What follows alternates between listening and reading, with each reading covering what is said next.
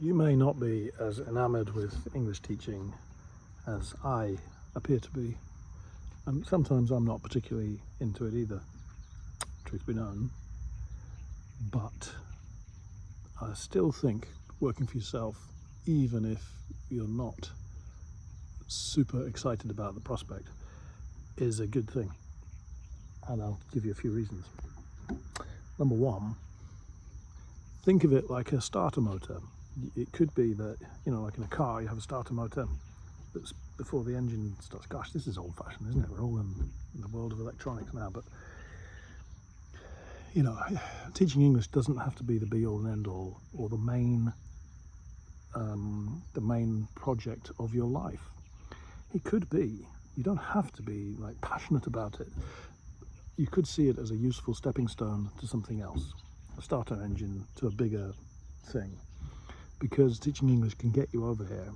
Certainly, as working for one of the terrible Eikaiwa chains or Juku places.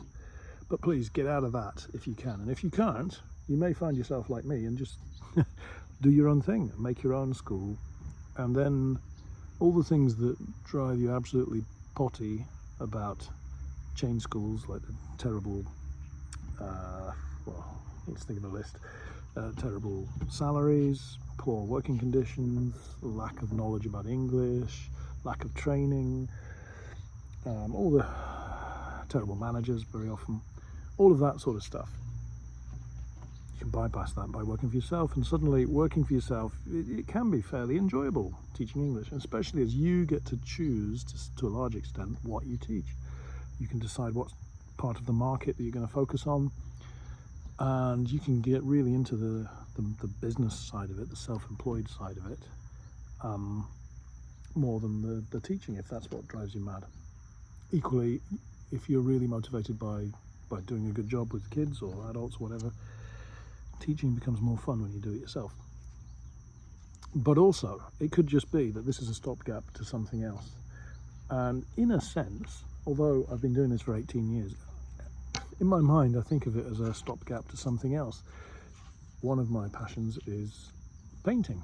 I mean, I like teaching, I like everything about it that I do for myself, but I develop other things. I started writing my own books, and if you go to the books section of this blog, if you go onto the blog, freetalktefl.substack.com, you can find the book section. All of those books I wrote and published myself on Amazon, and so that became a project that I worked on that kept me going when teaching another lesson about buying tickets or something. It's like, I can't face it, I'm going to do this.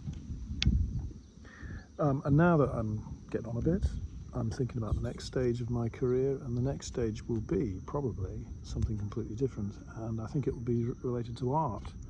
I may not make any money or much money from it, but my missus read a book about what to do in your 50s, and basically it said prepare for retirement.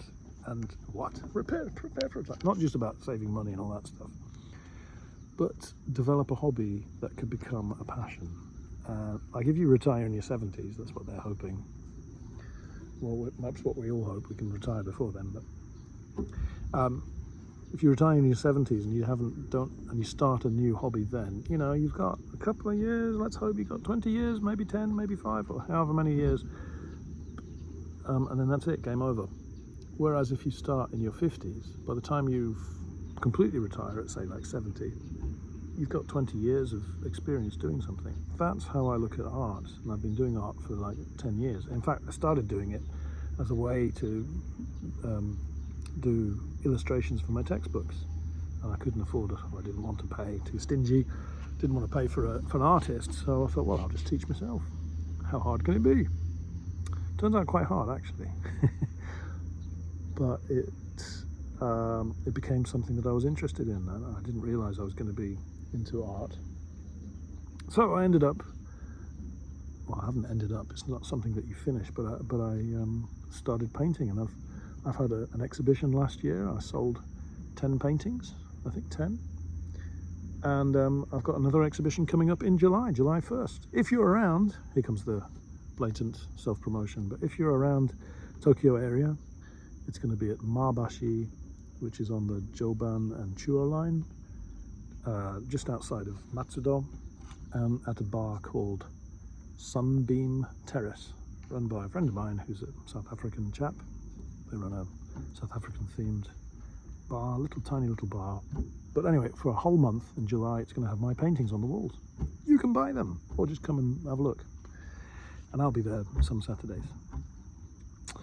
So that's something that's keeping me going, and that, you know, if you're teaching English for yourself especially, you can adapt what you do. And you know, like I'm thinking that I'll probably wind down a bit, and maybe I won't take so many students in the future. As soon as my kids are through university, I can maybe take my foot off the pedal a little bit and do more art, which doesn't generate much money, but who knows? By then I'll actually be quite good. So yeah, that's the point. That's for me, but for you,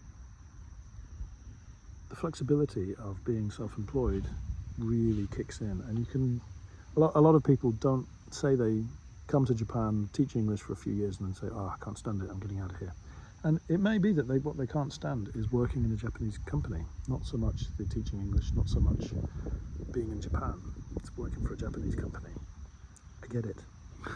Well, work for your own company in Japan, and if you do that, you might find the things that drove you crazy about the country are actually avoidable. And then you can develop your own way of going forward. So that's what I'm doing. I'll put a link in the bottom of this video to my exhibition. I've got another website, another Substack. If you're interested, check me out there. And maybe see you in July. See you in person. Okay, that's that. So anyway, the main reason I wanted to make this post actually was I wanted to also say, by being your self-employed boss, you can choose when you have time off to some extent. You can shape your rota, you can shape your work schedule around your needs. And you know, at the moment, my wife, she's got some elderly relatives who need some help. So you know, it's like, okay, take time off, clear it with the boss. Who's the boss? Me? My wife? I don't know. Both of us? Yeah, okay, take time off. We got it covered. You know, that kind of thing. You just can't. I mean, for that reason, I can't imagine going back to working for a company unless it was a very short-term thing and they paid me a large amount of money. Otherwise, I'm not interested. Even doing what I used to love, which was working for newspapers or in the media, even doing that, nope, no thank you. I'd rather do my own thing, thank you very much. Sorry, there's an enormous ant crawling across here that's trying to get my iced coffee. So I better call it a day. Anyway, things to consider. Being self-employed really can be a superpower. Okay? That's all I wanted to say. Thank you. See you next time.